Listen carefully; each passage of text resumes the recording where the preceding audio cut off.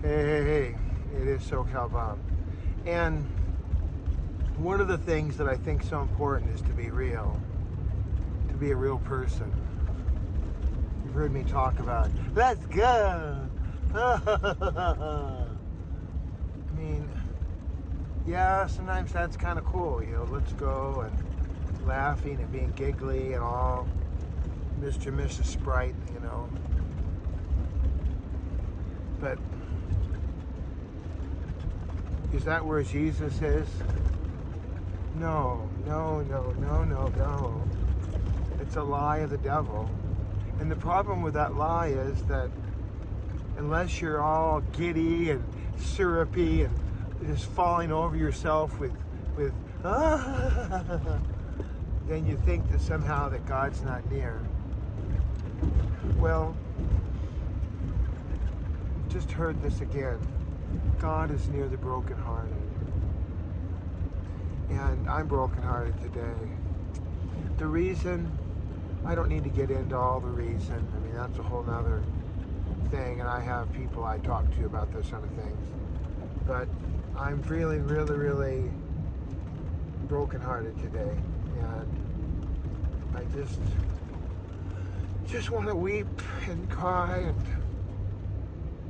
just crawl into bed and never give up. Just crawl in and just hibernate. Feel very, very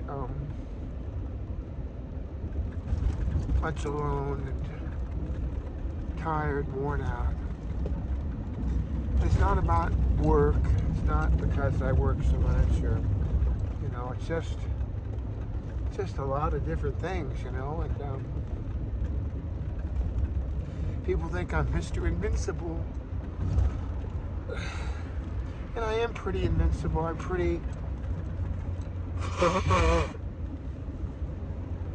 What's the word that Pastor told me? There's a lot of... There's a word for it, and I don't know what it is. I'm so tired. So...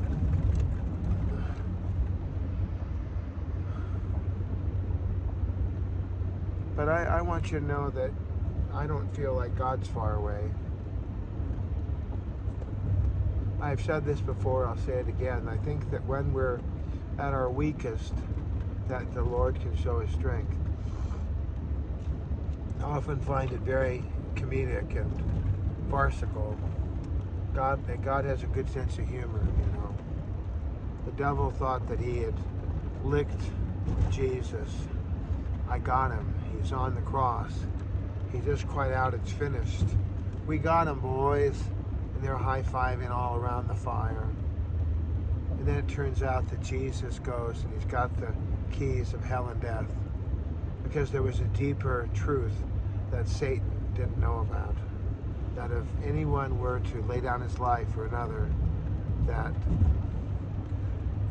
if you haven't read the Chronicles of Narnia, I'm not much on, we're wrecking a lot of books, but the Chronicles of Narnia, and when Aslan, the great lion, when he surrendered to having his mane shaved, and he surrendered to the great stone, he was a picture of Jesus. The adversary in the story didn't realize that there was a deeper magic, as they called it in the book. I think it was Edwin.